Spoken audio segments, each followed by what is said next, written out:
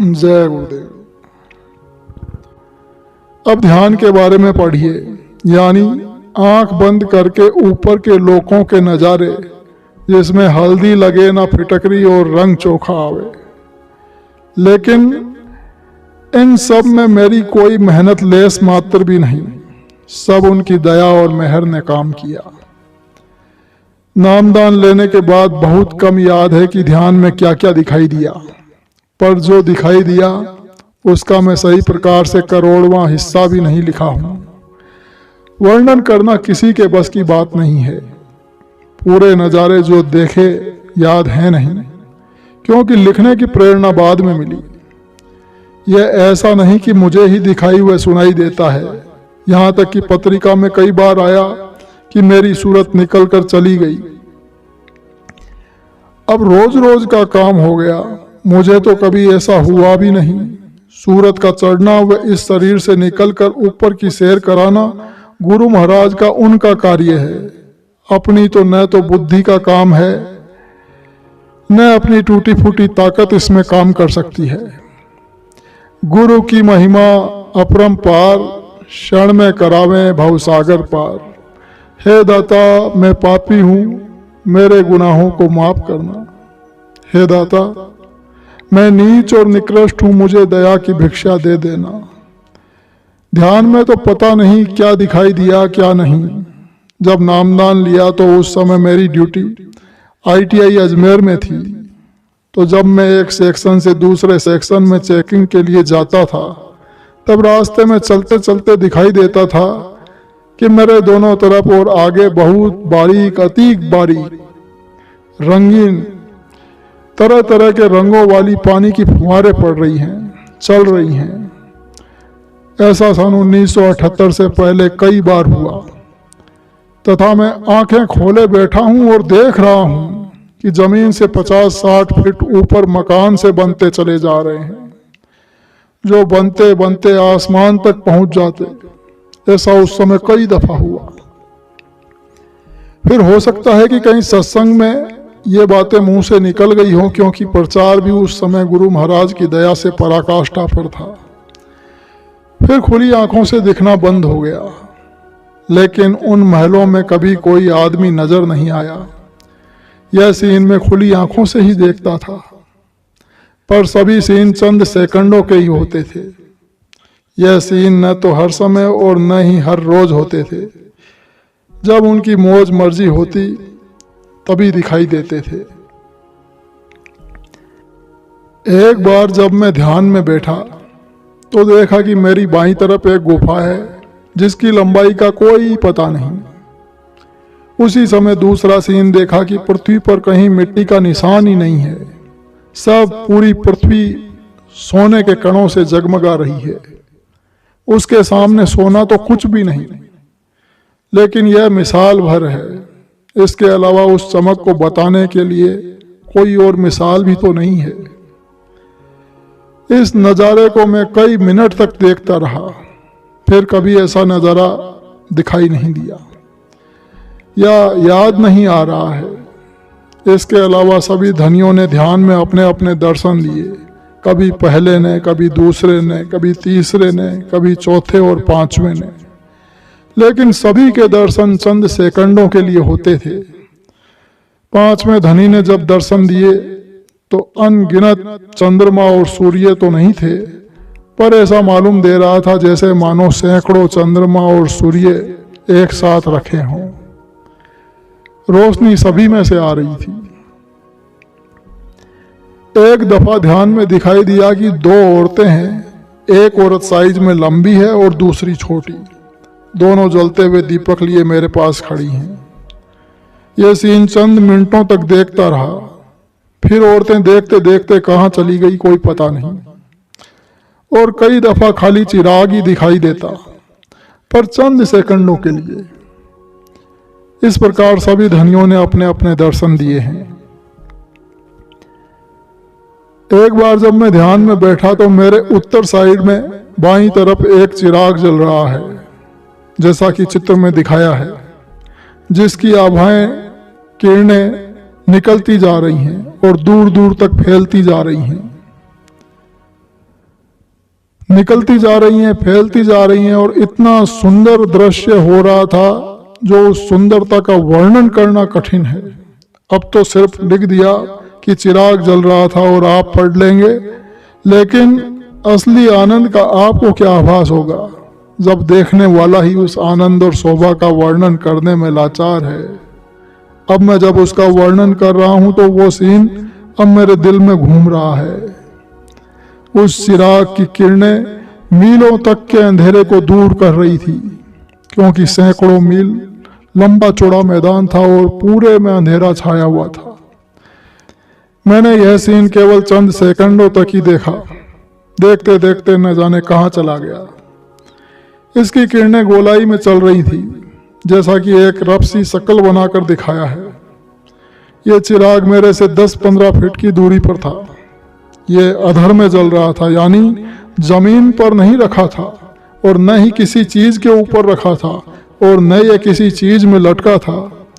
यही तो करिश्मा है ऊपर की हर चीजों में। यहाँ मृत लोक जैसी ही चीजें अगर वहां भी होगी तो फिर अंतर ही क्या रहा यहाँ और वहां में। खैर, अभी आगे पढ़िए बाबा जी की दया और विद्या यहाँ से यहाँ ही खत्म नहीं होती है। मैं लिख कर छोड़ रहा हूँ पढ़ने वाले प्रेमियों के लिए। गुरु महाराज की सौगात यह जो लिख रहा हूँ यह मेरी कोई चीज नहीं है, ये तो उनकी धरोहर परम पूज्य गुरु महाराज जी की प्रेरणा से ही यह लिख रहा हूँ, नहीं तो मुझे क्या लेना देना था। एक बार ध्यान में दूसरे धनी उनके दर्शन हुए, लेकिन चंद सेकंड तक, फिर देखते देखते समाप्त। जाने कहां आलोप हो जाते हैं। जब दिखाई देते हैं तो दिल एकदम धक से करता है कि यह क्या। लेकिन आनंद और दुख भी होता है। आनंद इसलिए कि ऐसी चीज कभी देखी नहीं, और दुख इसलिए कि दिल भरकर भी देख न सके। उनसे मुझे कोई गर्मी नहीं लगी। फिर मुझे ध्यान में तीसरे धनी के दर्शन हुए। जब मैं ध्यान में बैठा तो एकदम मेरे दाहिनी तरफ देखा तो चंद्रमा खिला हुआ है, जो मेरे से 15-20 गज के फासले पर था। आसमान तारों से भरा था, लेकिन इतना सुंदर प्रकाश कभी देखने में नहीं आया। उस चंद्रमा की चमक कुछ और ही थी। उन पुरुष की चमक से पूरा आसमान शोभायमान था, और चांदनी में अति शीतलता और अति सुंदरता थी जो वर्णन से परे है। आप सोचोगे सभी को एक शब्द से समाप्त कर दिया कि वर्णन से बाहर है, लेकिन क्या लिखूं। जो इस सीन को देखेगा या जिसने देखा है वह यही लिखेगा कि इसके अलावा उसके पास शब्द ही नहीं है। इन सीनों का वर्णन करने की न किसी में हिम्मत है, न इतना कागज शाही है, और न इतना दिमाग, और न ही शब्द है। ये तो देखोगे तो पता लगेगा। कभी कभी ध्यान में दाहिने से, कभी बाएं से, कभी सामने से तेज प्रकाश सर्च लाइट की तरह आता रहता है।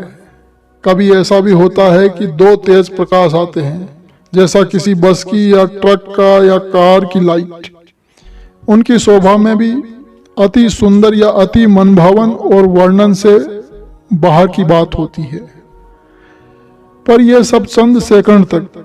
यह तो सब परम पूज्य गुरु महाराज की असीम दया कृपा से है। अपनी न इसमें कोई होशियारी है, न कोई मेहनत, न कोई त्याग, न तपस्या। मैं उनका बड़ा आभारी हूँ। उनकी बड़ी दया है। अपना कुछ नहीं, एक कण भी नहीं है। तभी तो परम पूज्य गुरु जी की महिमा अपरंपार, क्षण में करावे भवसागर पार। हे दाता, मैं पापी हूँ, मेरे गुनाहों को क्षमा करना। हे दाता, मैं नीच और निकृष्ट हूं, मुझे दया की भिक्षा दे देना। एक बार ध्यान में चौथे धाम के धनी के दर्शन हुए। उनके दर्शन करने से बड़ी ठंडक और शांति मिली, जबकि गर्मी होनी चाहिए थी। जब जब भी इन धनियों के दर्शन होते हैं दिल एकदम धक से हो जाता है, जैसा कि एक कोई अचानक आकर डरा दे। फिर हालांकि कोई डर नहीं लगता। फिर तो इनके दर्शन करने के बाद जब ये आलोप हो जाते हैं तो बड़ा दुख होता है कि अगर और दर्शन होते रहते तो अच्छा था। उस समय दिल चाहता है कि इन्हें बस देखते ही रहें। फिर एक दफा सतपुरुष के भी दर्शन हुए। असंख्य सूर्य और चंद्रमा तो नहीं थे, हाँ सैकड़ों चंद्रमा और सूर्य अवश्य थे। इनके दर्शन और धनियों से अधिक देर तक हुए। क्या समा था वो, कितना सुंदर दृश्य था, कहते नहीं बनता। क्या शुभ घड़ी थी वो। यह सब गुरु महाराज की असीम दया कृपा से था, मेरी इसमें कोई मेहनत नहीं थी। ध्यान में चाहे जिस धनी के दर्शन हो या और किसी सीन, उन सब की अपनी अलग विशेषता है, क्योंकि पृथ्वी पर तो उसके मुकाबले की कोई वस्तु है ही नहीं जिससे उसकी तुलना की जाए। केवल इशारा ही किया जा सकता है कि ऐसा ऐसा। उनकी सुंदरता और आकर्षण देखते ही बनता है, अति मनमोहक होता है। गुरु जी की महिमा अपरंपार, क्षण में करावे भव सागर पार। एक बार गुरु महाराज ने फरमाया था कि तुम सबके कर्मों की रील ऊपर बनी है और वो बड़ी तेजी से घूमती है। एक दिन मैं शाम को दिया बत्ती होने के बाद चारपाई पर ही ध्यान में बैठ गया। बैठते ही एक रोशनी हुई और उसमें ये बताई हुई रील चालू हुई। रील की चौड़ाई करीब 6 इंच थी, रंगीन फोटो लगे थे। रील मेरे दाएं से बाईं तरफ को चल रही थी। रील के चलने की रफ्तार इतनी तेज थी कि मैं उन किसी भी फोटो को अच्छी प्रकार से नहीं देख पाया कि इसमें क्या छपा है। रील दाईं तरफ से कहां से आ रही थी और बाईं तरफ कहां जा रही थी, कोई पता नहीं। न कोई पकड़े हुए दिखाई दिया, न कोई मशीन दिखाई दी। यह रील कम से कम 15 मिनट तक चली होगी। रील खत्म होने के बाद मुझे किसी ने एक कागज दिया। कागज देने वाले का केवल हाथ ही दिखाई दिया। मैंने भी हाथ बढ़ाकर कागज को लिया। बाद में वह दृश्य समाप्त, और मैं उठा तो देखा कि कोई कागज नहीं था। और कागज लेते समय मैंने देखा नहीं कि क्या लिखा है। वैसे ध्यान में सभी धनियों ने अपने दर्शन दिए हैं, कभी कभी किसी ने, कभी किसी ने, लेकिन दर्शन अधिक देर तक 5वें स्थान के धनी ने अवश्य कम से कम 4-5 मिनट तक दर्शन दिए। शेष चारों ने 1 मिनट से अधिक नहीं।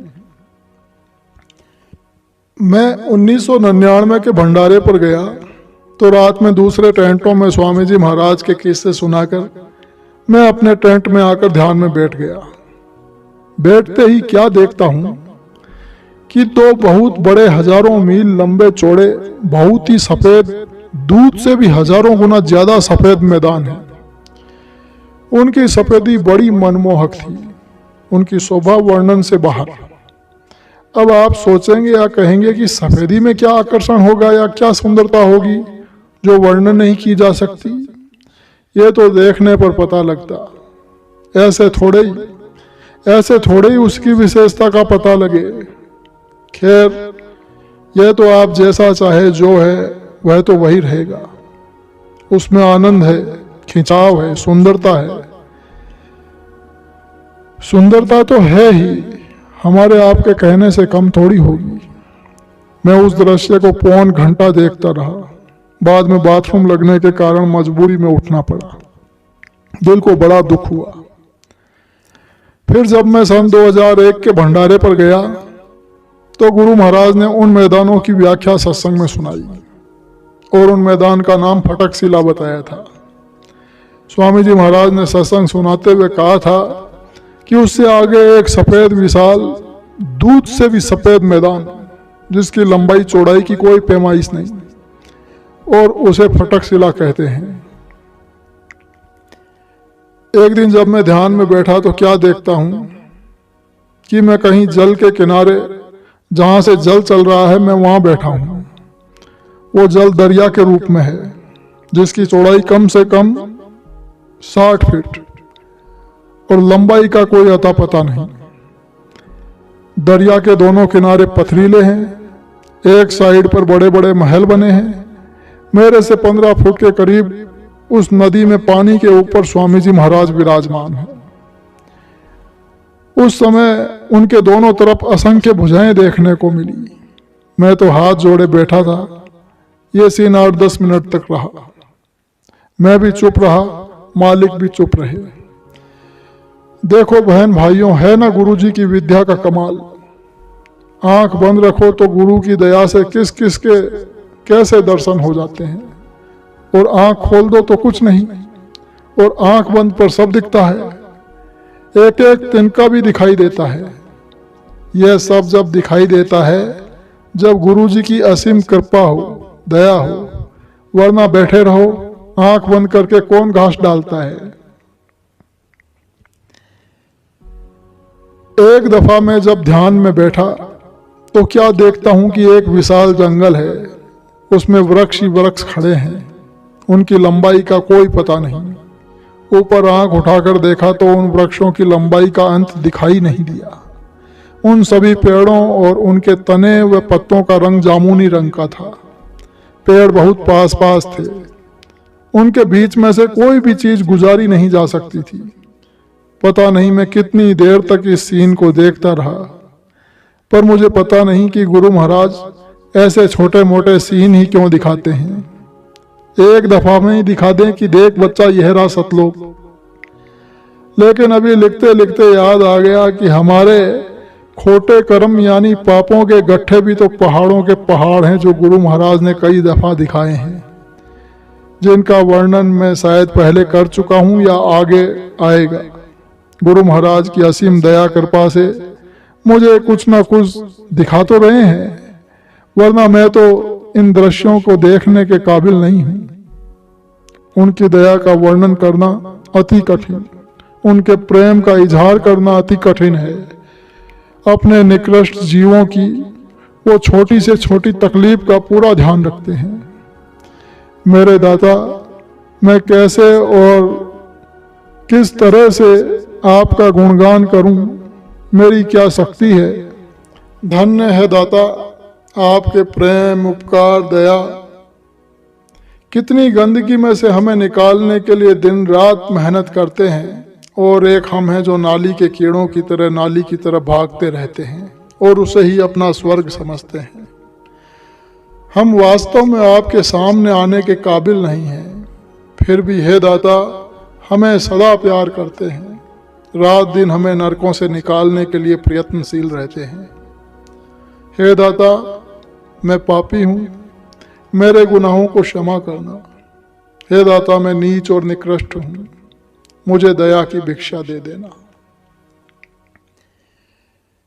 एक बार जब मैं ध्यान में बैठा तो देखा कि 3 आदमी आए और उत्तर दिशा की तरफ मुंह करके बैठ गए। मेरा मुंह पूरब दिशा की तरफ था, क्योंकि मैं हमेशा पूरब की तरफ मुंह करके बैठता हूं, इसलिए इनके चेहरे में नहीं देख सका। वैसे भी इनके चेहरे ढके हुए थे। इनके वस्त्र आसमानी रंग के थे, वस्त्र रेशमी थे और अत्यंत ही चमकदार थे, और उनके वस्त्रों से चमक की छटा फैली हुई थी। वास्तविक दृश्य की सुंदरता का वर्णन करना तो कठिन है। पता नहीं कितनी देर तक यह सीन देखता रहा। ध्यान में दिखने वाले सीन की यह विशेषता देखी कि सीन कैसा भी क्यों न हो, दिल यही चाहता है कि इसे देखते ही रहें, दिल भरता ही नहीं है। ऊपर से आवाज आई कि ये देवता हैं। फिर मजबूरन बाथरूम के कारण उठना पड़ा और सीन भी समाप्त हो गया था। एक बार जब मैं ध्यान में बैठा तो क्या देखता हूं कि वही नदी का किनारा है जिसका मैं पहले जिक्र कर चुका हूं, जिसके जल के ऊपर गुरु महाराज विराजमान थे। वही नदी है। मैं पहले वाले स्थान पर बैठा हूं, पहले जैसे ही महल नदी के किनारे पर हैं। एकदम आसमान की तरफ से एक बहुत बड़ी चीज आती दिखाई दी और छप से नदी के जल पर पड़ी। तो एकदम से जोर की चीख की आवाज आई, जैसे किसी के ऊपर अचानक कुछ गिरा दिया जाए और वो जोर से एक ही आवाज निकाले। हाय हाय की आवाज तो नहीं थी, यह तो एक मिसाल बता रहा हूं। वैसी चीख मैंने यहाँ कभी टीवी पर भी नहीं सुनी। उस आवाज के सुनने के बाद मैंने नदी के जल की तरफ देखा तो ऐसा दिखाई दिया जैसे पहाड़ी शहद की मक्खी हो। उनसे पानी ऐसा ढक गया कि कहीं भी एक सुई की नोक रखने की भी जगह नहीं थी। जब वो चीज आसमान से आ रही थी तो बड़ी खतरनाक मालूम पड़ रही थी। और उसकी आवाज़ भी बड़ी डरावनी मालूम दे रही थी। मैं उस नज़ारे को काफ़ी देर तक देखता रहा। यह नज़ारा और जिस नदी के नज़ारे का मैं पहले वर्णन कर चुका हूँ, ये नज़ारे बदले नहीं, जबकि सभी नज़ारे क्षणों में बदल जाते हैं। इस नज़ारे में स्वामी जी महाराज नहीं थे। मालिक की माया तो वही जाने कि यह क्या सीन था और उसके दिखाने का क्या तात्पर्य था। एक बार जब मैं ध्यान में बैठा तो एक सुंदर बगीचा दिखाई दिया। बगीचे में पौधे या पेड़ छोटे छोटे ही थे, अंदाजन 3 फुट से ज्यादा बड़े नहीं हुए थे। उन पौधों में पीले रंग के बहुत बारीक फूल खिले थे। फूल साइज में बहुत छोटे थे। कमाल यह था कि वो फूल पत्तियों के ऊपर उगे थे, जबकि फूल पत्तियों से अलग होते हैं, पत्तियों के बीच में नहीं होते, और यह पत्तियों के बीच में उगे थे। जैसा कि मैंने ये पत्ती किताब से काट कर चिपकाई है और इस पत्ती पर फूल भी अलग से काट कर चिपकाया है। इस प्रकार वे फूल पत्तियों के बीच में उगे थे और हर पत्ती के बीच में ये जो फूल उगे थे, फूलों का रंग पीला था। क्षण क्षण में नज़ारे बदल रहे थे। बड़े बड़े वृक्ष भी भांति भांति के खड़े थे, उनकी छटा अलग थी और फूल वाले पौधों की अलग। इनके सीन भी क्षण क्षण में बदल रहे थे। पेड़ कभी अति निकट, कभी सैकड़ों मील से भी दूर, पर दिखाई सब देते हैं, चाहे दूर हो या निकट, लेकिन कोई भी पेड़, पौधा, फूल पहचाना नहीं जा सकता है। मैं इनके क्षण क्षण में बदलते नज़ारों को आधा घंटा तक देखता रहा, बल्कि इससे भी अधिक देर तक। हजारों नज़ारे बनते रहते हैं क्षण क्षण में, जिनका वर्णन करना अत्यंत कठिन है। यह सीन पीले फूलों वाला कई दफा देख चुका हूं, यानी गुरु महाराज कई बार दिखा चुके हैं। मैंने गुरु महाराज से प्रार्थना की कि किसी और रंग के फूलों का बगीचा दिखाने की कृपा करें। आप झूठ समझें या सच, ये तो आपके मन की बात है। पर अगले दिन जब मैं ध्यान में बैठा तो वही नज़ारा फिर दिखाई दिया। फिर हरी पत्ती के बीचों बीच आसमानी रंग के फूल खिले थे। इनकी सुंदरता भी दिल को हर रही थी, अति शोभायमान थे। उन दृश्यों के क्षण क्षण में बदलना वर्णन से बाहर है। ये सीन मुझे ध्यान में कई बार गुरु महाराज की दया से दिखाई दिए, पर फूल पीले रंग के ही होते हैं, आसमानी रंग के केवल एक बार ही दिखाई दिए। तभी तो गुरु महिमा अपरंपार, क्षण में करावे भवसागर पार। एक बार जब मैं ध्यान में बैठा तो तीसरे धाम के धनी ने अपने दर्शन दिए, मेरे दाएं हाथ की तरफ 8-10 फीट के फासले पर। उनका उस समय का सीन ही कुछ और था, बड़ा अजीब था। बड़ी भारी मनमोहक चमक थी, प्रकाश अति सुंदर। चांदनी ने पूरे मैदान को अति शोभायमान कर रखा था। अति से अति प्यारा वहां का चाहे जो भी सीन दिखाई दे, सभी अवर्णनीय है, मनमोहक है। चाहे जितनी देर दिखाई दे, लेकिन दिल नहीं भरता। और जैसे किसी का प्यारा प्रियतम मिलकर बिछड़ जाता है, उसे वह पाने के लिए फिर तड़पती है, यही दशा उन सीनों को देखने के बाद होती है। क्योंकि सीन मेरे निकट ही था, तारे भी खिले थे, तारे भी उतने प्यारे और मनमोहक लग रहे थे। मैंने हाथ से छूने के लिए हाथ बढ़ाया और सीन समाप्त हो गया। एक दफा जब मैं ध्यान में बैठा तो देखता हूं कि एक बड़ा मैदान जिसकी लंबाई चौड़ाई का कोई पता नहीं, मेरे बिल्कुल पास से एक बहुत छोटे सफेद फूलों की बेल जमीन से उठती दिखाई दी। देखते देखते वो बेल तरह तरह के डिजाइन बनाते बनाते आसमान तक छा गई। पूरे आसमान में और दाएं बाएं वह सामने दूध से भी सफेद फूलों की बेल ने एक समा बांध दिया। कौन उसे गूंथ रहा था, कौन उसे ऊपर डिजाइन में फैला रहा था। कोई पोल नहीं, कोई खूंटा नहीं, रस्सी और तार नहीं। एक क्षण भर में लाखों मील को ढक दिया। और इसके उपरांत भी उसमें तरह तरह के सीन क्षण क्षण में बदल रहे हैं। यह गुरु महाराज की असीम दया कृपा से उनकी दया से, उनकी हम पर की गई मेहनत से हो रहा था। अगर वे हम पर दया और हमारे लिए कड़ी मेहनत न किए होते तो हमारी क्या औकात कि हम ऐसे रहस्यों को दर्शन कर पाते, जो अपार संपत्ति लुटाने के बाद भी उन रहस्यों का दर्शन करना असंभव ही नहीं बल्कि हो ही नहीं सकते। इन शब्द के अलावा मुझ निकृष्ट जीव के पास शब्द नहीं है जो मैं उनकी दया, मेहर व मेहनत व प्यार का बखान कर सकूं। जय गुरुदेव।